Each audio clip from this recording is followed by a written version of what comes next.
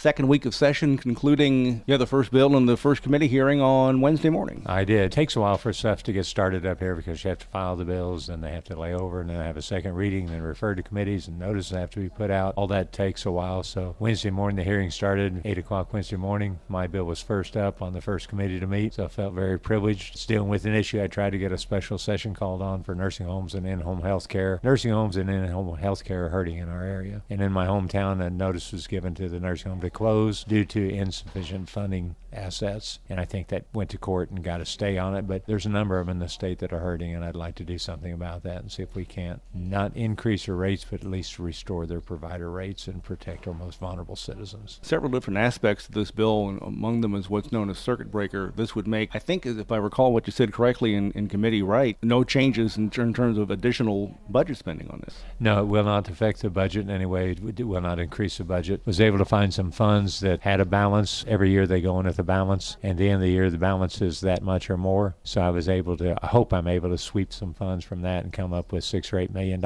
and then use the circuit breaker program to modify that, not do away with it, but to modify it. And anybody that's 100% disabled or veterans will still qualify as it is, but there will be other aspects that will cut it some. But the program will stay intact. Annual budget address, speaking of the budget, from the executive branch on Wednesday evening. Your takeaway from State of the State? State of the State Governor, he's a very bright person, Rhodes Scholar, did an excellent job delivering, just covered a lot of the bases. He did not get into budgets. Traditionally, the budget's been presented that. He did not do it last year because he'd only been in office a couple of weeks, which I fully understand. And this year he chose not to do it and wasn't quite ready to release it. Last year I fought for a 2% increase in revenue. I thought that's what we should project our budget on. We settled at like 3.8, and it's right now going to be at 1.9. So I hope to get those projections so we don't overestimate our income and overspend, then have to have withholds. So that's my goal this year, and it appears we're going to settle like 2.5% growth. So that'll be a realistic figure. That, I would imagine, will be a part of the talks with the Senate Appropriations. Your first committee hearing with them will be next week. It is. That starts in a hurry too, and somehow or another, I guess I've got sucker written on my forehead, but I end up with lots of committees, and on some that take a lot of time. Certificate of Need Committee, I got put on that. The Senate Pro Tem Ron Richard asked me to serve on that, and no one else much wanted to because it is a problem, and most of those hearings last 6 or 8 hours, but I did agree to do that, so I was up here early Monday morning for that, and then appropriations getting ready to start. That's all day, and not all night, but into the late hours of the night. For months that goes on, and the responsibility there when we're talking a $27 billion